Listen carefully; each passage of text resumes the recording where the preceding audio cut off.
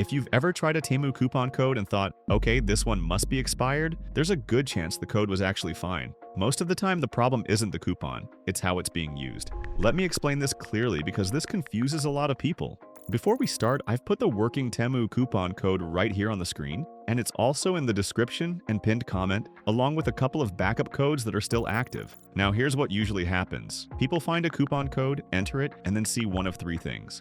The discount doesn't apply, the total doesn't change, or the coupon disappears at checkout. So they assume the code is expired. In most cases, it's not. Here's what's actually going wrong. Mistake number 1, not activating the coupon first. Temu coupon codes don't work unless they're activated correctly. You can't just paste a code and expect it to apply. You first need to click the first link in the description. This step links the coupon directly to your account. Once the page opens, you'll see a QR code. If you're on your phone, scan it. If you're on desktop, you'll see a manual code you can enter instead. This activates the coupon on your account. Mistake number 2, assuming added means applied. After activation, the coupon appears in your account. Most people stop here, and that's the mistake. Seeing the coupon in your wallet does not mean it's being used. You still have to apply it manually.